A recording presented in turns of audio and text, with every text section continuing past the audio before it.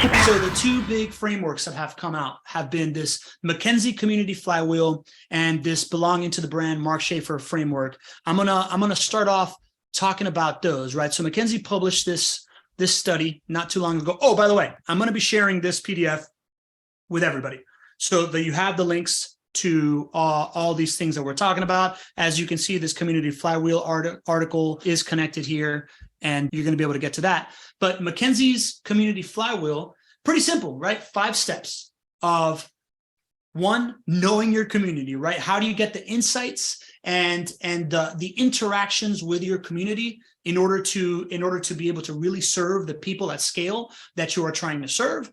2, make your story talkable, right? This is that like word of mouth piece. How do you get people to share about it? How do you put your language in other people's mouths?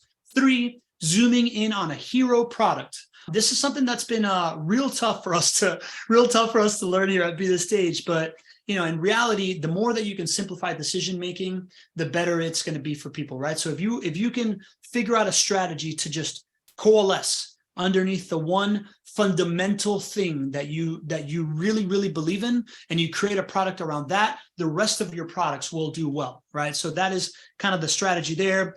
4, fueling conversations in all channels, right? So if making your story talkable is the packaging, fueling conversations in all channel is that tactical content distribution and how you put this in many places, right? What we like to call the one seed that you plant in 6 different pots that you then put in, the one seed that you plant in 6 different ecosystems in 25 different pots, right? To see what hits is the basics of that. And then 5, making transactions effortless. We're going to talk a bit about product, right? Because they got 3 and 5 on products.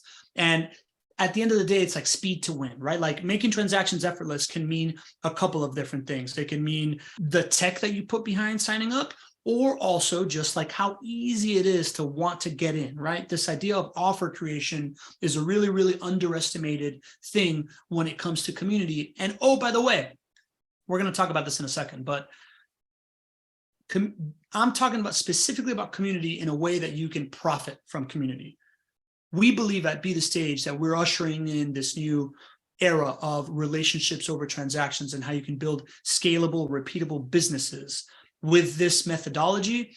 But if you can't make financial sense for a company, it's going to get put in the hobby category. It's going to get put in the passion project category. And we've learned from servicing a bunch of clients that the clients that are like, oh, I think this would be really fun to do, that means churn, right? Because it gets put on the last thing. So in order to make community stick, it really has to lead to profit. Penny Rose, good to see you. The CPA for content creators, one of the greatest niches I have ever heard of, and Rita's personal CPA. So now we got Schaefer's community framework, right? From the book, Belonging to the Brand. This is the book that I highly, highly recommend everybody reads, because it's the first time that they've spoken about community as a brand marketing play and really just detailed it out. This is the first beginnings of this idea of like systemizing how to make profit out of it. And I'll talk about that. Number 1, his first step was culture, right? Like, how do you have people, what is the creation of culture, right? It's people speaking about similar things that they believe in and similar language, having the same rituals, right? All believing in these kind of similar things, agreeing by certain bumper lanes that prevent chaos is, to me, a pretty good definition of culture inside of a company, inside of a community, inside of society, if you think about it. 2, purpose. What do you stand for? People do not get sold into communities. They enlist into communities because they believe in something greater than themselves, right? This idea of wanting to give a little bit more than you get and understanding that comes back in full only happens if there's a greater purpose involved. And I've learned that, from one-on-one interactions to everything that we've been doing, starting with my volunteer days in Miami. 3, the gathering of members. At the end of the day, you got to bring people together, whether it is digital or whether it is in person. A community framework doesn't work if you don't have those rituals, if you don't have those times to exchange ideas and stuff like that, and get to know each other beyond the things that you're normally doing. 4, the redistribution of power. We're going to talk about this a lot, right? This idea of like creating evangelists, creating the Avengers, and also redistribution of content as well, which is one of the big ways that we do it. 5, monetization. Again, it doesn't work if you don't make money from it. I really don't think you're gonna, if you don't make this thing a Monday morning problem, it's not gonna work. And I love that these frameworks have that in them, right? Because this is what I have learned by getting kicked in the teeth over and over again. And 6 is measurement. Oh, by the way, the other thing is monetization. Right now, as it stands, in this book, Belonging to the Brand, 80% of business communities are customer service oriented communities, right? They've been able to monetize and measure the impact of, oh, okay, you're having a problem with this, go to our online chat or our online forum and where other people are to help solve this for you and reduce what is our customer success budget. Right? That is how they've been measured. The thesis, the main thesis in this book is the idea that you can monetize by client acquisition, which I very much believe in. We've proven out here. And again, I think that this is, if you want to talk about purpose, right? Like this is what I believe in. I really believe that we have gone from this world of power over, where you hold an advantage over someone and you just keep that, so make them serve you, to this world of power with this idea that you got to figure out how to win by enabling the people around you to do their best work, to be their happiest, to be in their, in their lanes and fully fulfilled.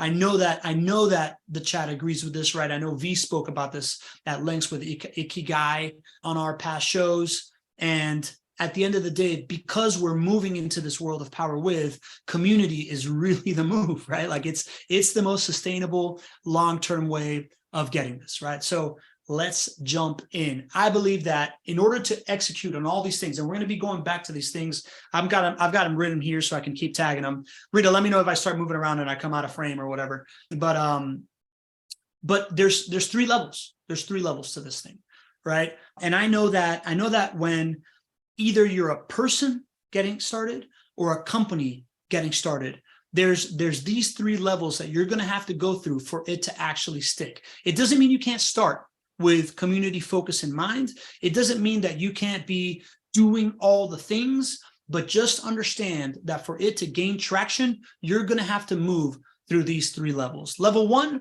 is the product, the evangelist, and the hook point, right? What do I mean by the product? I mean, your product's got to work, man. Like if you don't have something out there that is working for people, then that's your number 1 concern as a business, right? Like you need to be able to move the needle for people and prove it. If you're not a business, if you're just an individual, you're just a person, then that product is you, right? Are you delivering on the things that you promise to others? When you go meet someone and you say, I'm going to do XYZ for you, are you following up and making sure that that is met? That is the absolute baseline expectation. And I know that you didn't come here to hear all this, to hear just this, but man, you'd be surprised how many people want to approach us when something isn't proven, when they don't really have a track record, when you can't really do this stuff. It's a big deal. And how valuable you are person to person is way more powerful for community building than how famous you are or how much notoriety you have or how many followers you have. And we learned this, right? We learned this by the fact that our first client at Be The Stage was somebody that had 1 million followers. And we went and built a community for them. And it worked. It worked monetarily. It worked because we put this community play on the back end of a free book plus shipping funnel, and it started working, but it was tough. While our second client was a civic volunteer activist in the arts of Philadelphia, the moment that she started asking, people came from the woodworks, right? Because one person was a celebrity branding person. He had these really, really high profile things that he had done for very, very high profile people, but he had only worked with a couple of people because he was so high priced. While this other person had hand-to-hand combat in the streets of Philadelphia, helped people with their careers, created a network, did all this stuff, and her community grew inordinately fast. I really believe that this is the reason why the JWB community grew so fast and was so successful, because JWB has been out there serving people for 14 years before even starting this thing. And when they threw up a signal and said, hey, we're going to add value in a different way, people are like, for sure. You're a value adder. right? So people have to associate you with adding value. Your product has to work. Your word has to matter. And without that, none of this works. And none of it works no matter how freaking Instagram popular you are, right? Like I have figured that piece out, right? Not me, that I'm not Instagram popular, just other people. So then you need an evangelist, right?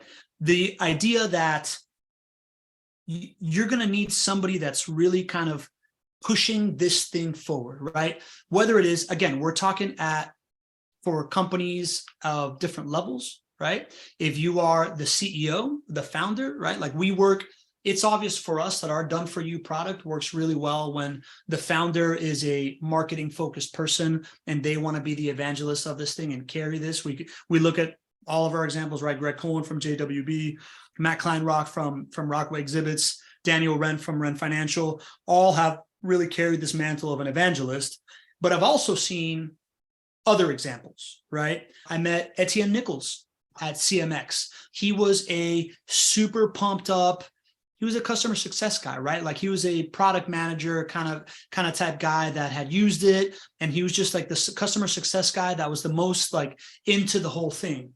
My career started the same way, right? Like I was director of sustainability guy inside of a big corporation that valued the community. And I took it upon myself to go out there and evangelize, to go out there and be the networker, to open the doors, to look for these things. And what I see is for the evangelist, these three things are key, right?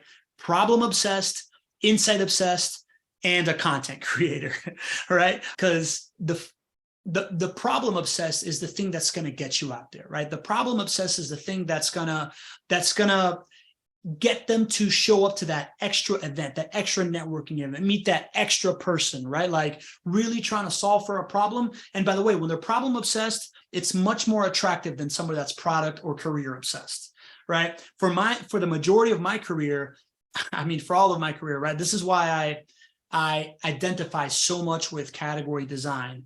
From early on, it wasn't I'm building a green building consulting agency. It's Miami needs somebody to save them from sea level rise. Then it became, hey, like volunteering at nonprofits is the best way to like up your career and help yourself, right? It wasn't just come volunteer at Habitat or wherever I was recruiting, right? Then it became, there's a better way to do business development. There's a value aggregated way to do business development, right? And then that became community creation for business development. But it was the problem. It's the problem that gets you out there, taking the reps, hearing the people ask you, really, what does that even mean? And then continuing to evolve your message. Insight obsession, right? This is the idea that you just can't have somebody in a networking room that's a business card sprayer, right? You want somebody that's in a room that is asking, what is people's priorities right now? What are they struggling with? What brought them here? How can I help? Because that is the way that you start to accumulate these insights that then allow you to serve the people that you're trying to serve when you interact with them enough times, right? So that really landed on me. One time I was I was like 31. And at this point I was on the board of a major charity in Miami. And I'm sitting down with the president of a local bank and another guy that's on like a big board of a big company. And for the first time ever, I noticed that I was having a hard time, broing out with people about sports and girls and whatnot. The only things that I really knew how to talk about, my whole like Ace Ventura funny guy shtick, at a certain moment, I realized that had a real shelf life. And then I look across the table to my like young professional chair, this guy, Oscar Lopez, who was sitting there asking, so how's your business? What are you struggling with, right? Like, what is your thing? And I realized at that point that's the key, right? So flipping over into not how can I talk to someone, but how can I find out more about where they stand in life? That is the thing that has led to all the insights after it, right? Like this, at Be The Stage, we turn on an insight real quick and go validate it and go check it out. And that's been the summary of my career. That's the reason why, in 5 years, I went from construction guy to being written about books and marketing. It's because of the qualitative insights that you can get from people and the obsession over that. That's what's going to move the needle for you. That's what's going to make the evangelist great. And that's what's going to allow them to continue to evolve, right? Is those insights, not the self-promotion. And then third is the content creation, right? It's how do they get better and better at packaging the thing that the problem that they're evangelizing, the insight that they learned, et cetera, et cetera, et cetera. Early on, from 2009 to 2017, I had no idea that social media could be used for this, right? Like I was just in rooms networking, but it was the same model, right? Like it's taking the problem that I'm talking about, finding out insights of how people feel about it and whether they want to solve it or not and how they solved it in the past, and how do I put this into the next conversation, right? Then Gary Vee came around. I realized, oh, this dude's doing it at scale by repurposing content, and everything changed. Again, another insight of keeping that going. Yes, Rita. So would you say, to tie the product and the evangelist and the last conversation we had once before, you're basically telling us either your product has to speak for itself or your commitment to the people speaks for itself. And these two categories help achieve those things in a way. Can you disagree, agree, speak more to that? I think I think the product, you can't have doubts in your product and still do this. Like you have to really believe in your product, whether that product is a product that you work for, a company you work for, or it's yourself, right? I think some of the biggest kind of hurdles that I've had with business development myself comes from self-worth stuff that I had to work through therapy and all these different things that has allowed me to evolve and really speak as if like I'm not like asking for a sale or anything like that. I'm out there giving value, right? So if you don't believe in your product and you don't, breathe confidence into yourself and your product, it's not going to work. And that only comes from your product working and from you doing stuff for others, right? So does that answer your question, Rita? Yes, and I would say that's a very key element to being the evangelist, because not believing in your product and having clarity on what you have to offer doesn't, all hype and no value. The evangelist 100%. doesn't further the levels, the path to community that you're discussing. So 100%. So 2 of our workshops coming up in the next couple of weeks are my playbook for evangelism, right? Like how I landed on a top 20 under 40 magazine in Miami and how it's all evolved into like using it for content, right? So that's one of the workshops that's coming up. Another one of our workshops that's coming up is it's packaging hook points, right? Like how you create the content, how you package things from a storytelling standpoint. And I think I'm talking about this later in the presentation, right? But like, these are a couple of the workshops that we're going to be doing as episodes of the show. So stay tuned for that. And then finally, oh yeah, here we go, hook points, right? This is it. We're doing a whole workshop on this coming up, right?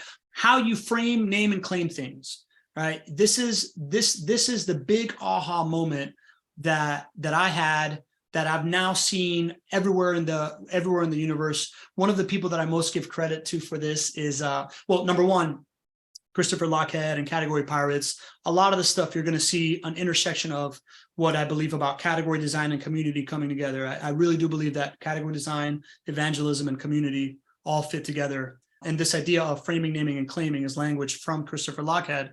But to give you the power of actually naming something that you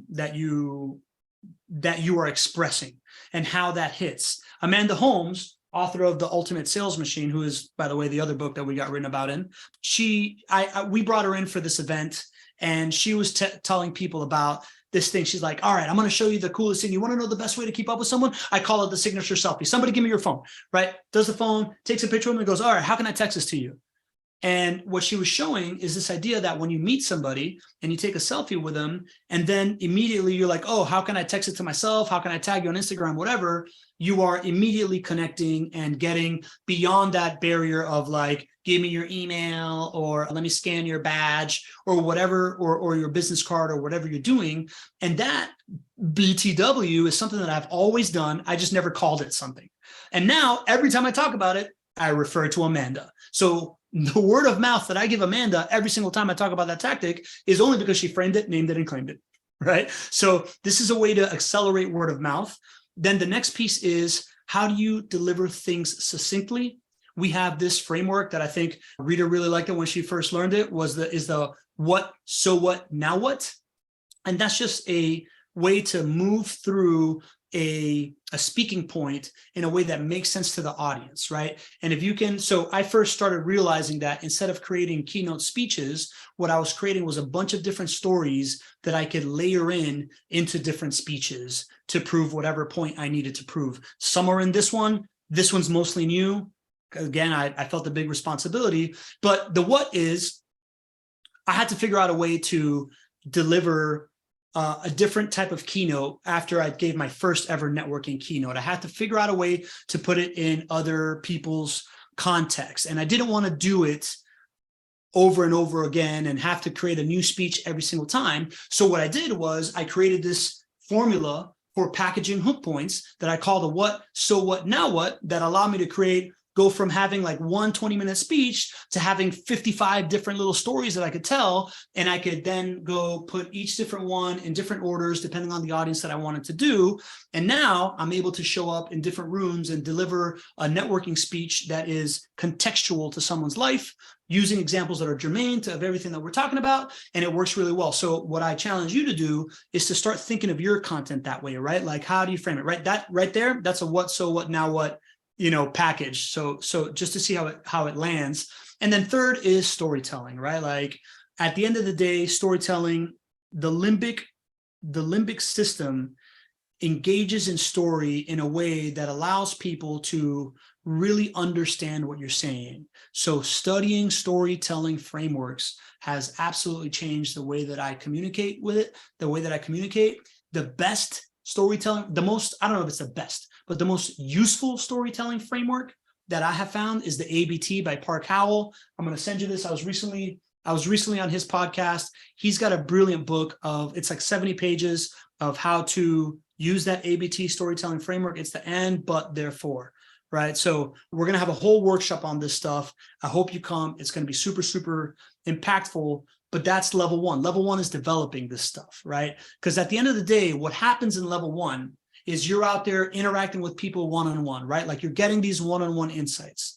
You're asking for these referrals, right? The word of mouth is very manual because you're getting out there and you're essentially building your network, right? Like at this stage of community building, I would say level one is becoming the guy who knows a guy or the lady who knows a lady, right? Like you have a community around you, but right now it's more than anything an audience that you can connect to each other. And it's really, this is where you really just like pack it up with potential. So whether it's you as a coach or it's you as a company and you want to get into this community play, you need to identify the person that's going to do this. It can be a community manager. It could be your CMO. It could be your CEO. It could be your subject matter expert, right? Like if you're like an accounting software and that you're selling to CPAs, it could be the person that used to be a CPA, something like that. But that person needs to have these skill sets in order to become this evangelist to get to level one, right? To like really stack the deck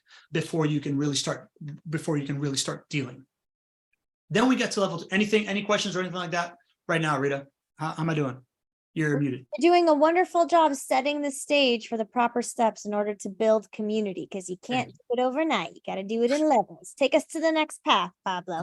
All right, let's go. So level two, curiously enough, I think level two is the hardest level to start on, right? Because when you're in level one, you're still identifying that person. That person's like a one-person show and they can duck and weave and whatnot. When you're in level two, whether it's in community or as a company, right? This is where you need to go from trying to be Superman to creating the Avengers, right? This is where you try to redistribute the influence, right? Like Schaefer says in step 4, right? You are figuring out how to make your story talkable, and you're getting to know your community. And like McKenzie says in level 1, here you're really just trying to really get the rest of the pieces in place, and it's going to go beyond you. So this is the trickiest part. And to me, there's 3 things that you got to think about. It's the culture, the discipline, and the system. The culture, we talked about this before, right? It is much easier to get someone to follow you when you are on a mission, right? When you're on a mission that they agree with, that is the way that people enlist into something. And that's what we learned with the young professional groups that we built. That's what we've learned in the communities that we built. It's this idea that if you make it about yourself and you make it about, oh no, I'm the best, this or that, blah, blah, blah, blah, blah. It's not that. It's, hey, we care about this, who's with me, right? And the best way to get that is to identify the problem, right? He or she who can state the problem the best will be known to have the best solution, right? So if your mission is to solve a problem, you now have the North Star of your culture. And then right underneath that is the core values. That's what Jerry, our good friend, Jerry McNamara calls the bumper lanes, right? Like, so how can you instill that in a group of people, whether it's your company or whether it's the people that you are trying to enlist to become the Avengers of your community? This is what matters, that you agree on the North Star of what this thing is all about, and that you agree on the rules of engagement to get there, the bumper lanes, the core values. There's a couple of things that we do at Be the Stage that, that makes this happen. We borrowed something from JWB when JWB was first interviewing me so I could get the business. They asked me to come to their all hands meeting, right? What they call their Tuesday morning meeting. And as a guy who is ferociously ADHD, that hates meetings, including, most of the time when it's my own meeting, I was not super pumped about this, but I really, really, really wanted the business. So I came. And to my surprise, it was a room of 85 people completely glued on each other to a way that I could not look away. And it kept me fully keyed in. And the first thing that I realized that made them different was that they do this thing called core values callouts.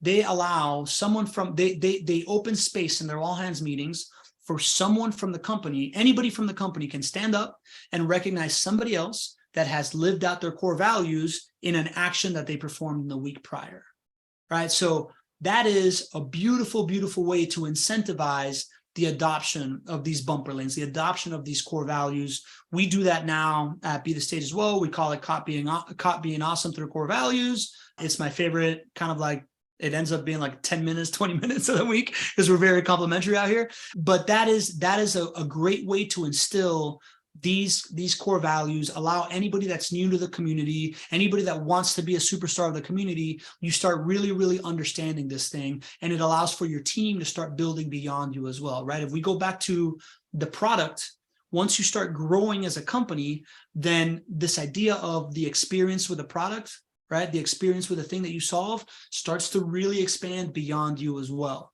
So whether it's your team or the people that are in the community, you need to be playing by a certain set of rules, and you need to have a way to ritualize that like adoption of those rules, so everybody wants to keep doing it, right? So make the problem obvious and make the rules of engagement even more obvious through practice and through frameworks. There's another company that I forgot who she was working with when she's working somewhere else, right? But like Karina Owens, she talked about the idea that they bring on the CEO of a company that's a client to their all hands meetings once a month, just to ask them questions about how the product has worked for them, right? Like, this is something that allows their people to, again, breathe in confidence into the product, because you now see how your thing is helping, right? Like what the problem that they're solving is, and allows them to, see the core values in action and see the things that they believe in play out in the customer's mindset, right? So things like that for a community, for a company, absolutely crucial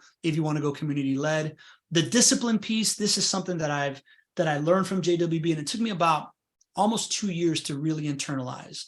The discipline of this thing has to be to only promise the things that you know you can deliver on and are pretty sure that you can do better, right? This has been explained to me over and over and over again by Greg Cohen. At first, I just thought, cool core value, bro. Like, I get it. It's a cool wheel. It's like, no, man, we think about everything like this, right? We think about every interaction that somebody has. How do we stay disciplined and only promise the things that we know we can hit and are very, very likely to exceed, from one call to the next, from how we sell you the investment, from, like what we promise, right? Like they leave many, many percentage points on the table in their deal evaluations, because they know that as long as they're overperforming that, people are going to continue to invest and tell their friends about it, right?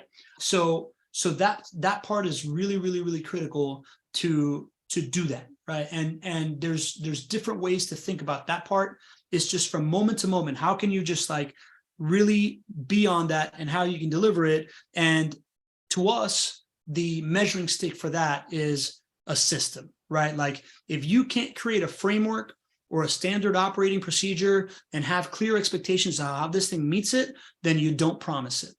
All right. So whether it is the onboarding for the community or whether it is your product, these are the things you need to create. This is why in the Relationship Flywheel Bootcamp, we don't just teach the processes, we give everybody our frameworks and our standard operating procedures, right? Because how you systemize this thing is what's going to establish the baseline of what you can promise and what you can over deliver on, right? That's why Gina, who's our COO, our Chief Heart Officer, absolutely instrumental in all this stuff. So developing systems that allow you to, what's that quote? We don't rise to the level of our goals, we fall to the level of our systems, right? Like how you can show up consistently has to do with systems. That's why we harp on this stuff so much. And in today's world, you have every way to create it. So at the end of the day, what happens in level 2, right? You're starting to get systemized insights, right? Because you've built these systems, you're able to compare one thing to the next, what's working better, why not, right? And once you get to standardize it across the way,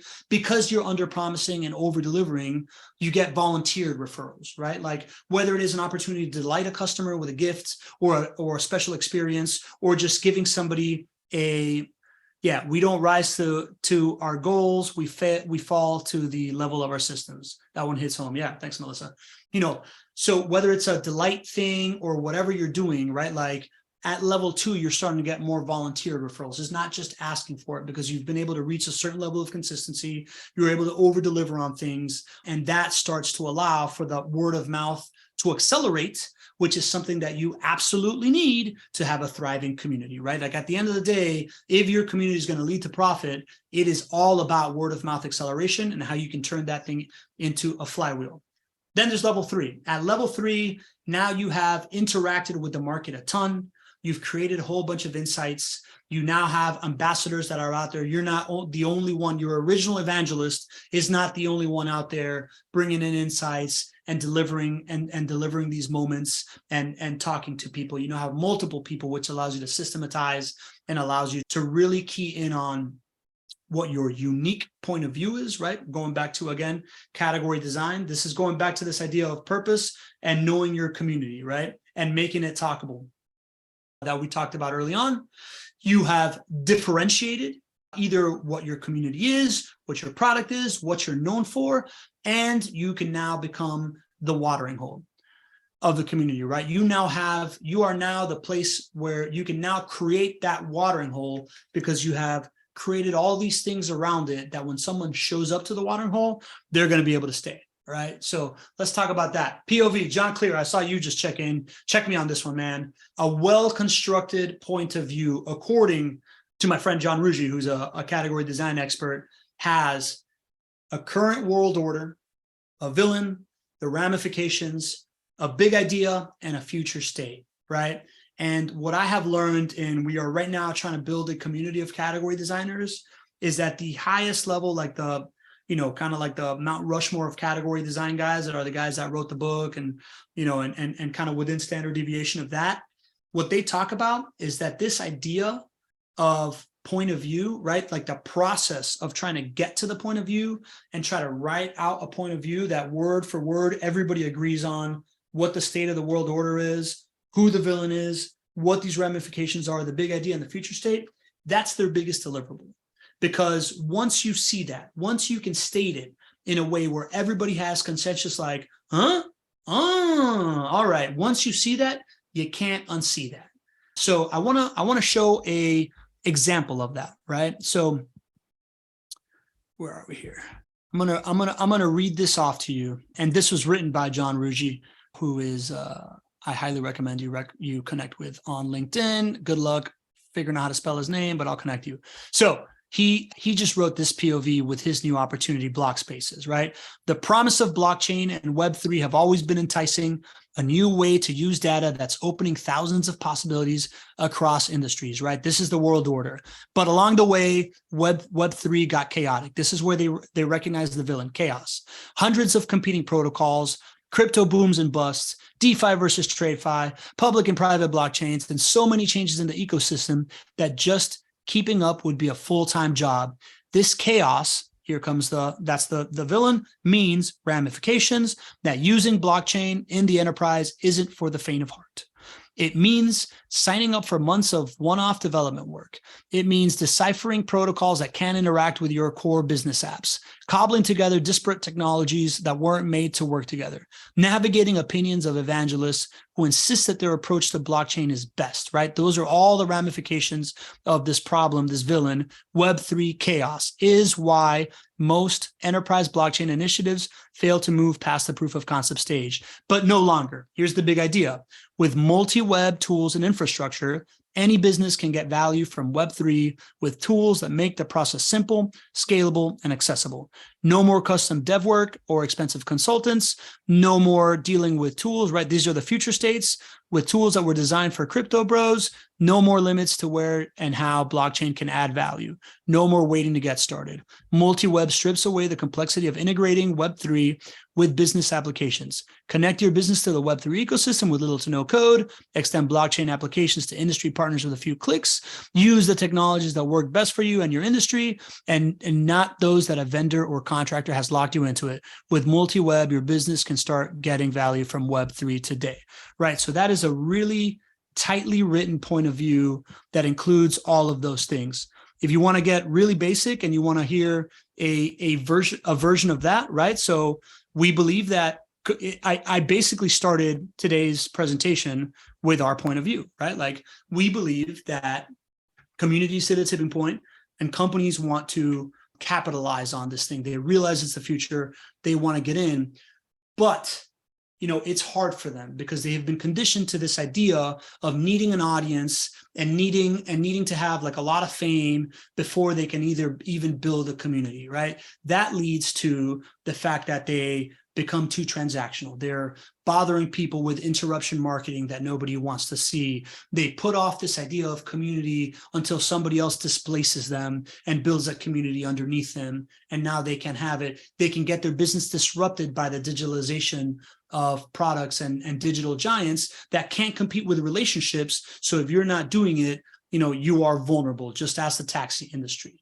right? Those are the ramifications. For us, the big idea is this idea of relationship out content instead of audience in, right? This idea that if you are creating content with the people that you are trying to solve, you are getting the insights that you need. You're building the content that you can facilitate digital word of mouth for, and you're building community on the way to while you're satisfying your everyday needs, right? So the future state of this is every company, every entrepreneur, those entrepreneurs that are missionaries, that are really obsessed with their problem, they do not have to worry about these digital giants displacing them. They're able to grow community. They have a clear path in front of them. And it all starts with these content engagements, because that is the way to start racking up those insights, right? That's our POV. We're working on it.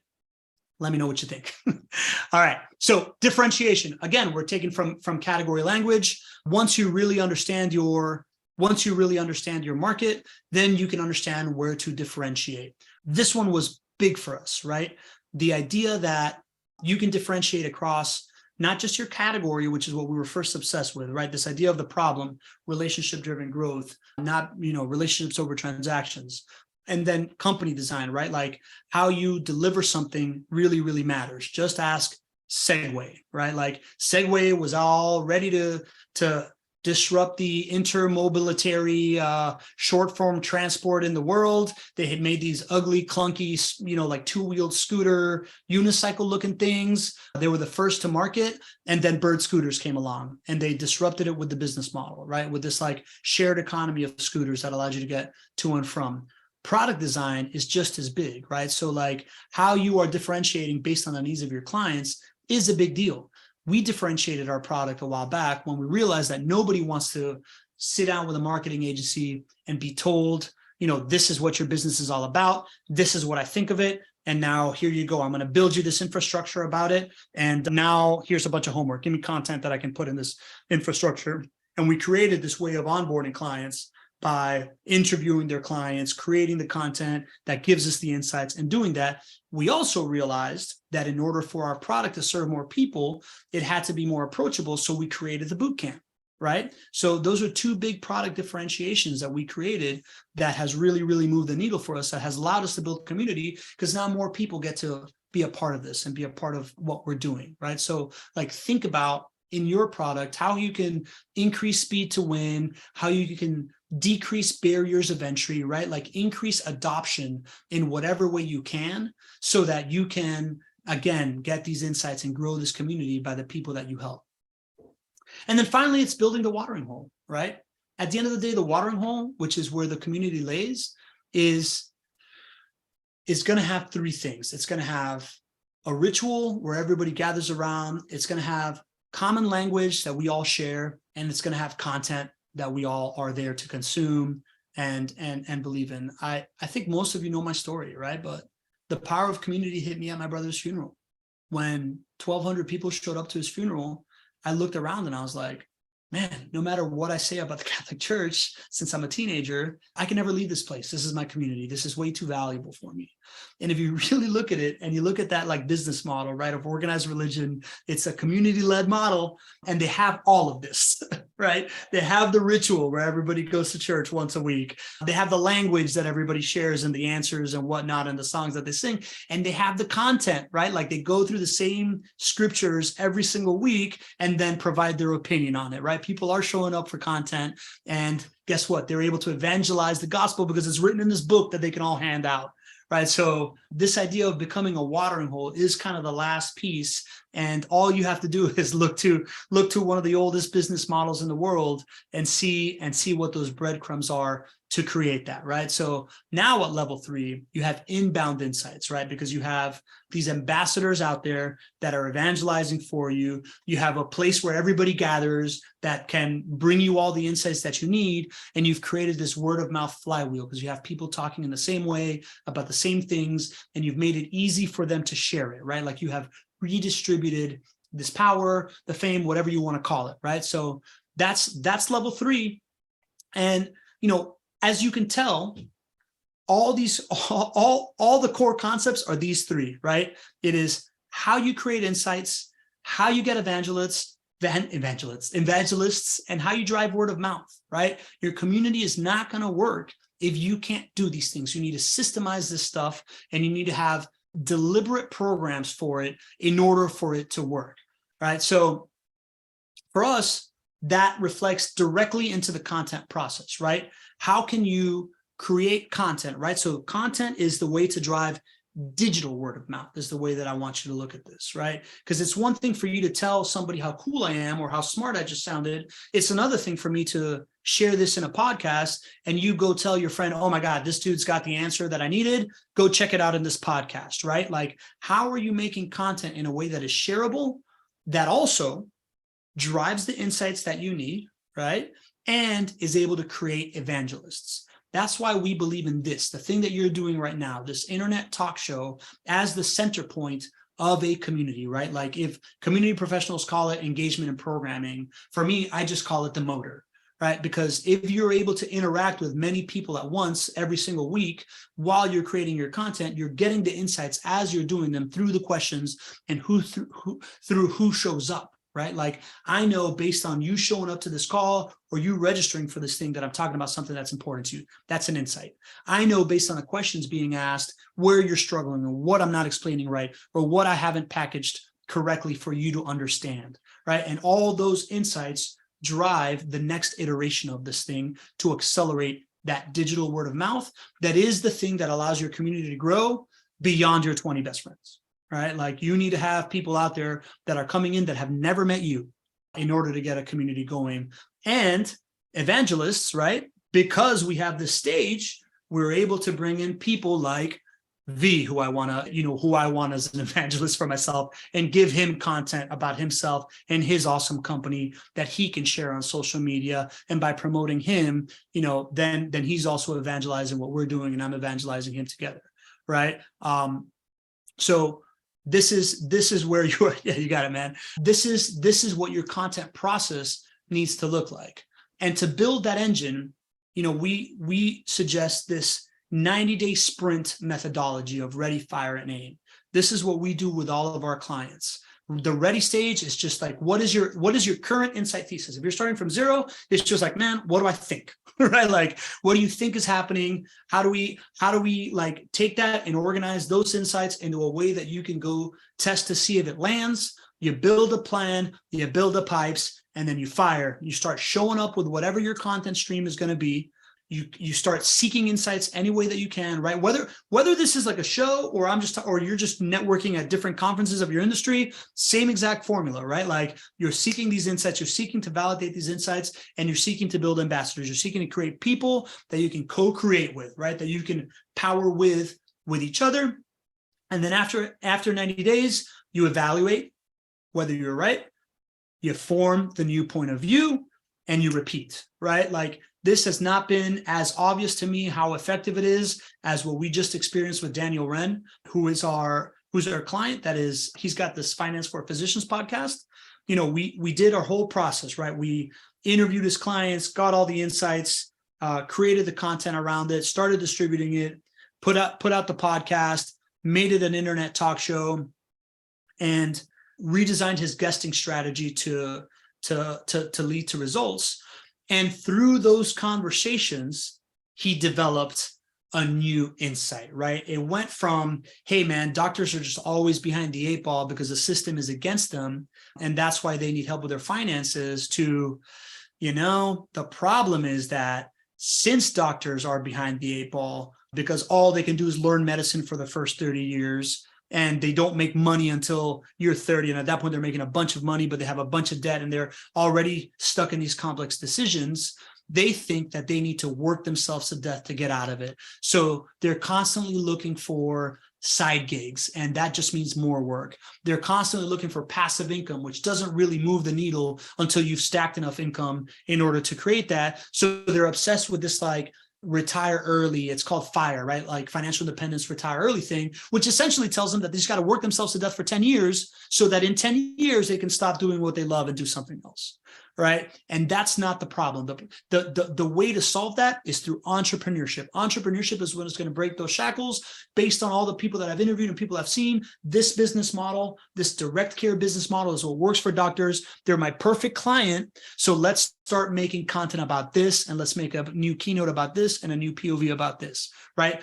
That was a 90-day sprint that got us to the next level. Right. We talk about when we first launch a show, it's just build the machine and get insights. And then you're just constantly in this aim process that allows you to keep iterating and keep getting it. Talk to me, Rita. I think a key point of this engine that we're discussing today too is that a lot of folks are comfortable with the 90-day whatever testing content period, but something that's specifically unique and amazing about what you do, Pablo, and what we do is speaking to the people first, like gaining those insights by speaking right to the client, and then taking that and doing your testing and your content iterations and your POV development.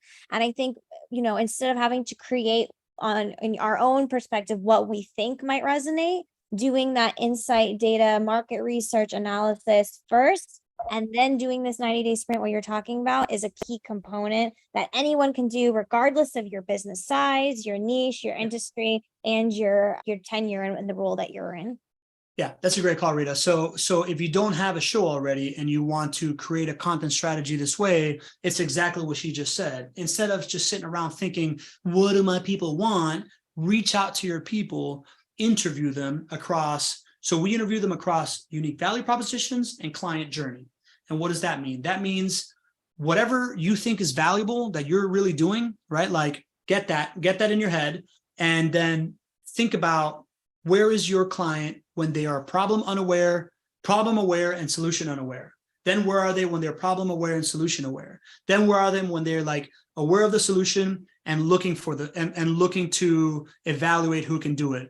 Then when they're in decision-making mode, then when they're getting onboarded, then when they're like going with it, and then post-success, right? And structure conversations with your clients where you're asking them that. V gave me a great tip on how you ask that, right? Like, if we weren't around, if we didn't exist, what would this mean to you, right? Like, why does your company exist? Ask your clients that, but get it via content. And the other thing that we do is, so we do those two things, plus we're also interviewing their clients in order to make content pieces about them, because that way you get them to show up, right? If they know that they're going to get some marketing materials for them, that also helps, right? But don't do this stuff in a vacuum. The whole point is get the insights, know your community, right? Like, interact with the market as you're creating this stuff. And the content that you create can be used before it becomes followed and have a lot of downloads and whatnot. There's 4 things that we use content for here, right? That is the thing that happens on the way to building the community. One is, how do you go from noise to signal, right? How do you go from, you think there's an insight, this insight is real or it's not. We do that through the live shows by promoting the subjects of our live shows to the people that we want to do business with deliberately. If that person shows up, then that validates my insight that I'm getting to know my client, right? Like, that I'm understanding what they need. And I also get to, like, show up with value for them. Content darts. How do we take a long form piece of content and use it to, like, repurpose a smaller piece or use that piece of content in order to influence a buying decision, right? In order to, like, if I have people in my pipeline and I know that they are concerned with XYZ, how do I engineer a piece of content in a conversation with someone that they trust to give them the advice that I'm trying to give them, but it not coming from my own mouth, and then send it to them in a little piece of content. Oh, hey, Mark Schaefer, bestselling author, said this about your company, and he thinks that I do it really, really well, right? That's a content dart that accelerates pipeline, and you can use it.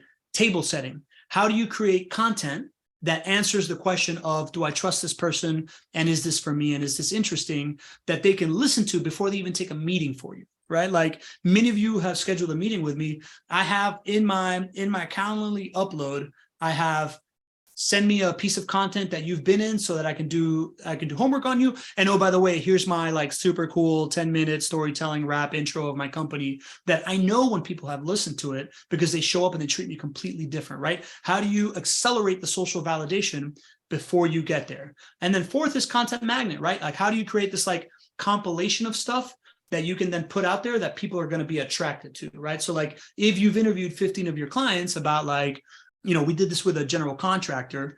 We asked 15 of his clients basically what were their fears of general. Actually, that's not a great content magnet. The magnet was, how did you decide to pay for this thing? Like, what did you figure out that allowed you to pay for this thing that you didn't know existed? And we got like 5 or 6 good data points. So we made a compilation about that. So now anytime anybody is like looking for, how do I pay for a remodel job, he's got a really, really nice video that explains that. And by the way, he can send it to anybody that's already thinking that they can't afford it, right? How do you create those magnets? And all that stuff comes down to how you repurpose content, right? Like, how can you take this like 1-hour thing and put it in many pots?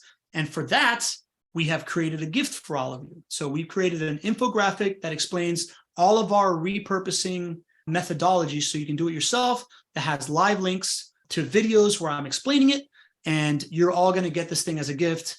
We wanted to have it ready for prime time by this call, but we're a little behind on it, so we're going to email it to you after the fact. But don't worry, you're going to get that, because at the end of the day, your ability to repurpose content is what makes all this thing even more effective, right? So it's another reason why we go so hard at it in the Relationship Flywheel Bootcamp as well, right? Because if you're gathering insights and you are testing your messaging and you're doing all these things and you're recording it, the one thing that allows that digital word of mouth to continue is the repurposing of the content and the redistribution of the power and evangelizing the people that have been on your stage, right? Like how you can create those evangelists. And if there's one thing that you need to remember when it comes to community building, this is the number one insight. I had Mark on my podcast as this book was coming out, and I was like, hey man, what did you learn? What did you learn that you had no idea about? And he's like, dude, honestly, man, what I realized is that these companies that have built communities are not focused on how they can, they're less focused on how they get you to connect to them as much as how they get people to connect to each other based on the community, right? That was the big lesson at my brother's funeral. It was the idea that it doesn't matter how I feel the product, I can never leave my friends, right? That should be the number one driver of the thing that you're doing. That's why when it comes to, like Harley Davidson, you can't buy a Harley and then go buy a Honda motorcycle 2 years later, because you'll lose your friends, right? Like they have incredibly high lifetime value. So that's the number one thing that you really need to think about, is how you can promote others on your platform, right? How we say, how you can be the stage for other people to connect with each other, to get known, to reach their goals, how you can be the stepping stone on the way there.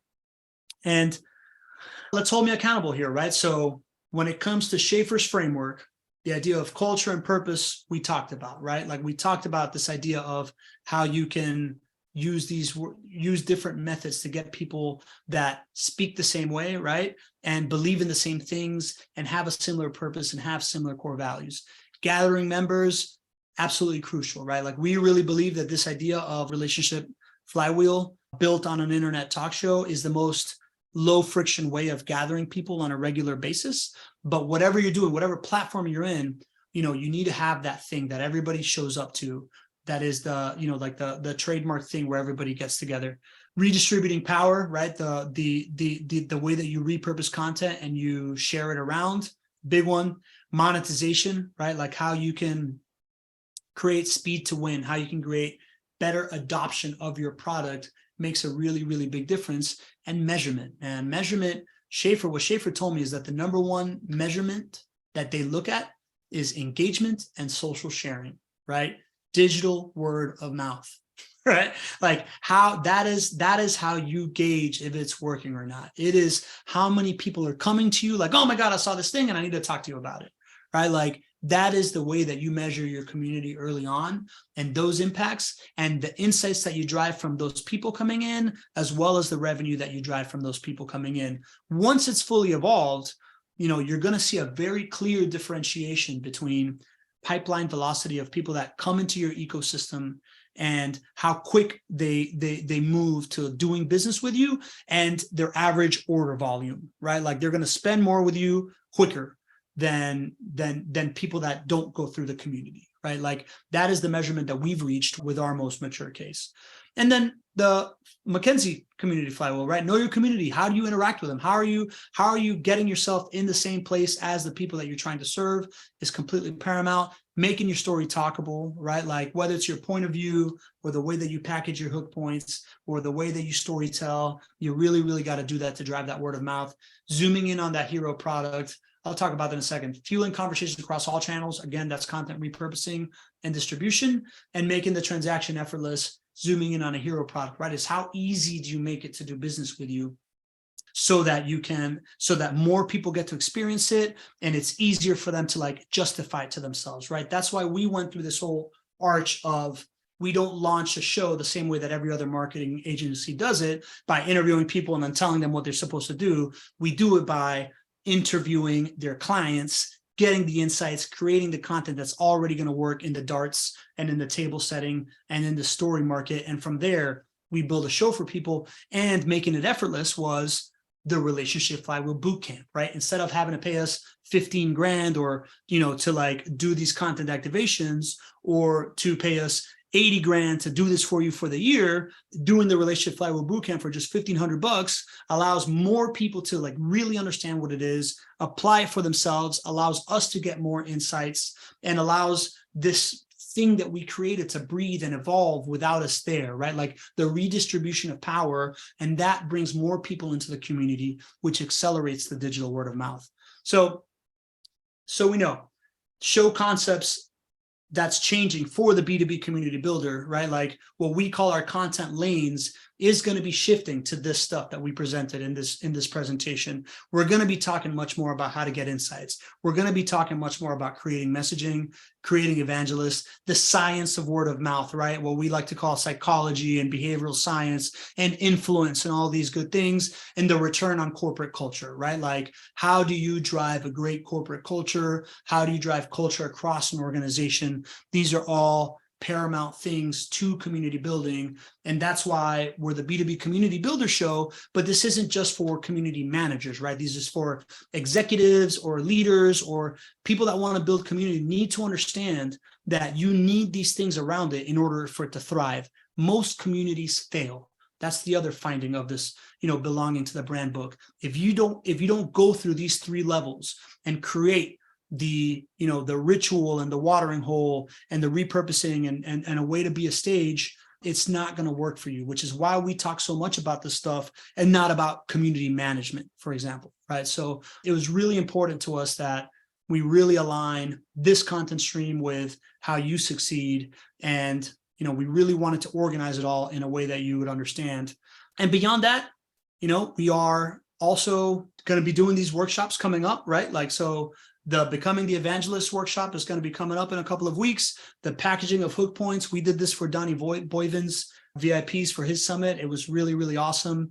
And then how to get on other podcasts. I did this workshop for Peak Community that they really, really liked. And again, this is going to allow you to evangelize your thing. If you're able to get on more podcasts, you're able to do this stuff effectively. And, one of the things I really, really want to share with you is the fact that we're doing the Relationship Flywheel Bootcamp in February, end of February. We're kicking it off again. It's going to be our 4th cohort.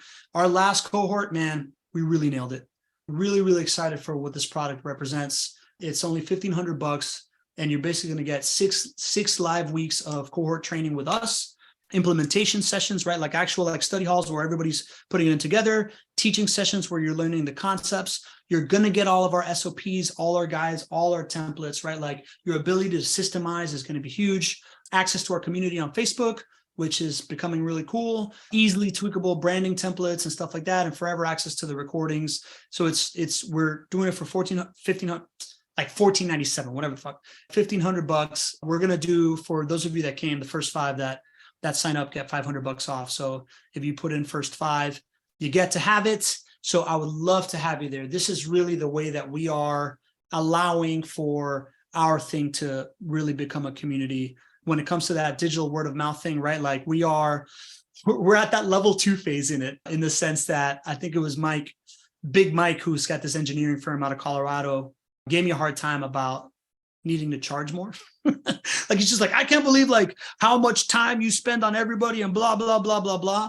It's deliberate, right? Like, we are still in stage 2. I still need you to be my evangelist. So we're right now, it's not a one-way class. It's fully interactive. You get access to us on our team. And I think you're really, really going to enjoy it. So I hope that you join, use the first 5 code. Penny did it. Penny was awesome. And that's it, y'all.